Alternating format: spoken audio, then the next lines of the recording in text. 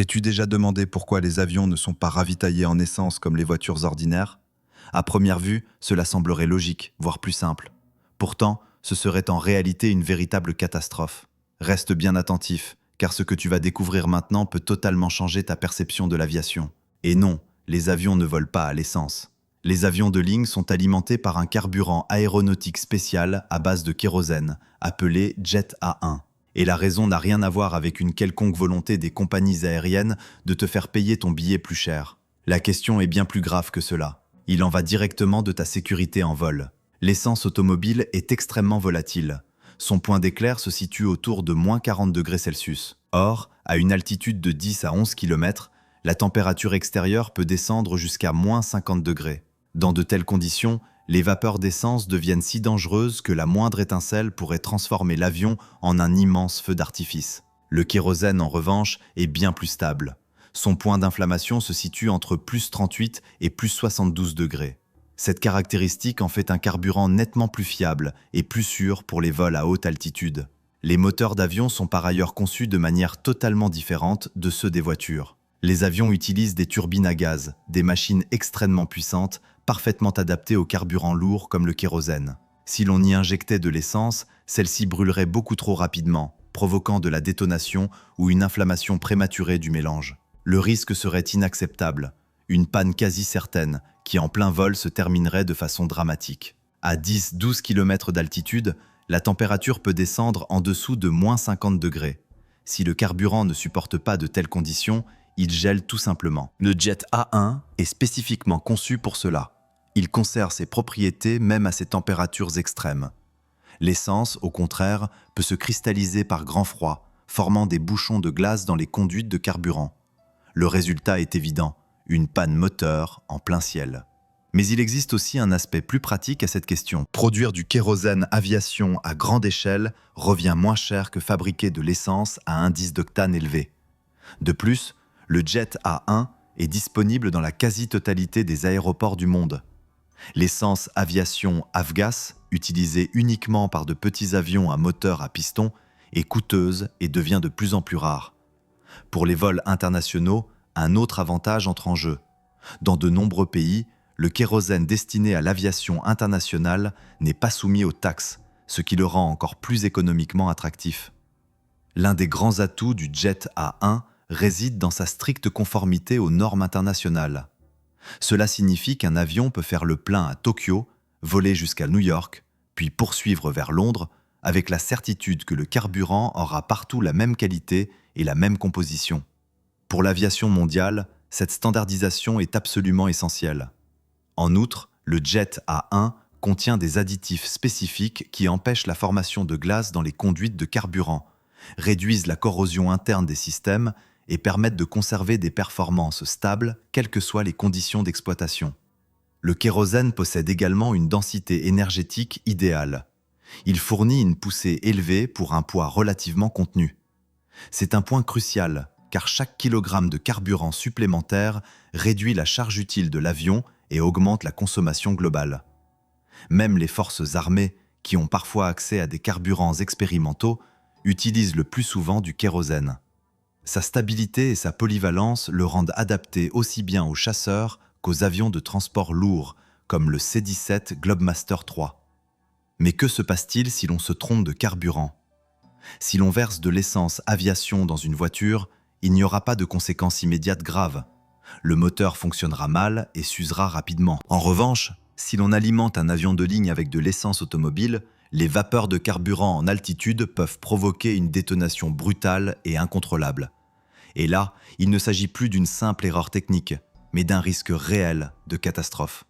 Et ce n'est toujours pas la seule raison pour laquelle l'essence est incompatible avec l'aviation moderne. Aujourd'hui, les compagnies aériennes expérimentent activement des solutions alternatives. Par exemple, en 2017, la compagnie chinoise Hainan Airlines a réalisé un vol transcontinental entre Pékin et Chicago en utilisant un biocarburant issu d'huile végétale recyclée. Le résultat s'est révélé impressionnant.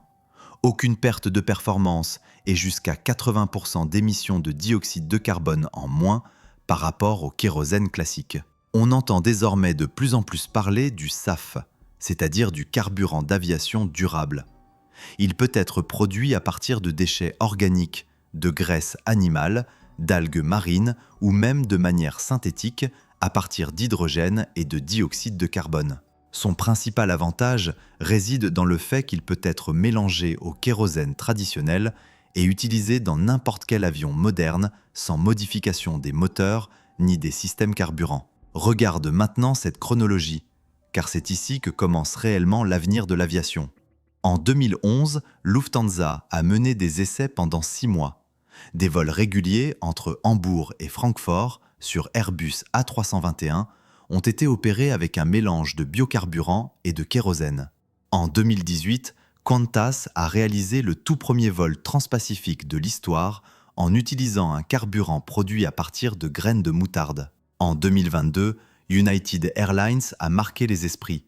L'un des moteurs d'un avion de ligne fonctionnait entièrement, à 100%, sans aucune goutte de kérosène fossile. Puis, en 2023, Gulfstream Aerospace a obtenu les certifications nécessaires pour ses avions d'affaires, désormais capables de voler avec du carburant durable à 100% directement en sortie d'usine. Le SAF permet de réduire jusqu'à 80% les émissions de gaz à effet de serre sur l'ensemble du cycle de vie du carburant. Il génère également moins de suie et de composés soufrés, ce qui améliore encore son bilan environnemental. Mais tout n'est pas aussi simple.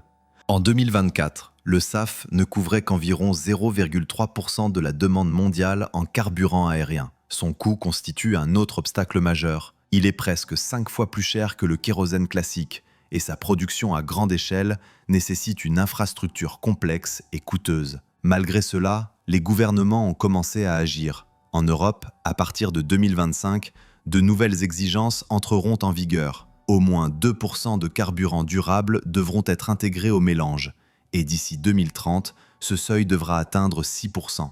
Aux États-Unis, l'objectif est de produire d'ici 2030 environ 11 milliards de litres de SAF, ce qui couvrirait près de 10% des besoins nationaux. Des groupes comme BP ou Total Energy réorganisent activement leurs raffineries afin de transformer des déchets en biokérosène. De leur côté, des producteurs tels que Neste ou World Energy augmentent leur capacité pour suivre la croissance rapide de la demande. Mais l'avenir de l'aviation ne se limite pas au SAF. À l'horizon apparaissent déjà les avions électriques. Bien sûr, nous ne verrons pas de sitôt un Boeing 787 entièrement électrique, mais des prototypes existent. L'Alice de la société Eviation est un avion entièrement électrique de 9 places, capable de parcourir jusqu'à 815 km. En Europe, le ES-30 de Heart Aerospace adopte une architecture hybride, propulsion électrique associée à une turbine de secours, permettant des vols jusqu'à 400 km. En 2021, l'avion expérimental Spirit of Innovation de Rolls-Royce a établi un record en atteignant 620 km/h uniquement grâce à l'électricité. Les avantages sont évidents.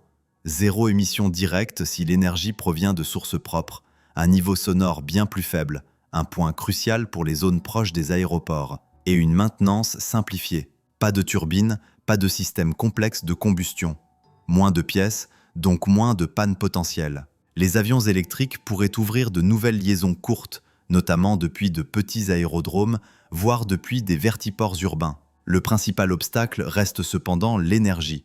Le kérosène contient environ 50 fois plus d'énergie par kilogramme que les batteries lithium actuelles. Cette différence limite fortement l'autonomie et la taille des appareils. À cela s'ajoute la nécessité de créer une toute nouvelle infrastructure. Stations de recharge rapide dans les aéroports et cadres de certification spécifiques pour ces technologies. Un autre acteur se profile enfin, l'hydrogène. Il peut être utilisé de deux manières, pour produire de l'électricité à bord grâce à des piles à combustible, ou comme carburant brûlé directement dans des turbines adaptées. Airbus a déjà présenté des plans visant à mettre en service un premier avion commercial à hydrogène dans un horizon d'environ 15 ans. D'ici 2030, il est donc probable que nous assistions à l'apparition de vols commerciaux réguliers opérés par des avions entièrement électriques, avec une autonomie pouvant atteindre 500 km. Par exemple, la Norvège s'est fixé un objectif ambitieux. D'ici 2040, tous les vols intérieurs du pays devraient être entièrement électriques. Pour les longues distances, les solutions principales reposeront sur des systèmes hybrides et sur l'hydrogène, tandis que le SAF continuera de réduire l'empreinte carbone là où l'électricité reste encore insuffisante. Ainsi, l'aviation entre dans une phase historique de transition, du kérosène traditionnel vers les biocarburants recyclés, puis vers l'électricité et l'hydrogène. Le ciel de demain sera non seulement plus propre et plus respectueux de l'environnement, mais aussi nettement plus silencieux. Et cela transformera non seulement notre manière de voler, mais aussi notre façon de vivre aux côtés de l'aviation.